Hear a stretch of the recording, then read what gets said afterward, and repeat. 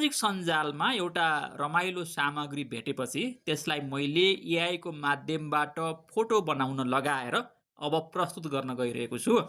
एकजना शिक्षक कक्षामा पसे उनले आफू बस्ने कुर्सी चाहिँ छतमा झुन्डेको देखे। त्यो देखेर उनले केही पनि भनेनन् विद्यार्थीलाई, मात्र मुस्कुराए अनि बोर्डतिर फर्केर जाँच लिन लागे। उनले चाहिँ 15 मिनटको परीक्षा लिन्छु, त्यसको अङ्क चाहिँ 30 हुन्छ पूर्णाङ्क भनेर भने अनि 3वटा प्रश्न सोधे। प्रश्न नम्बर 1, कुर्सी र भुइँ बीचको दूरी सेन्टिमिटरमा गणना गर, त्यसको 1 अङ्क। कुर्सी छतसँग कति डिग्री कोणमा झुन्डेको छ भनेर गणना गर र आफ्नो प्रक्रिया देखाऊ भनेर अर्को क्वेसनको 2 नम्बर।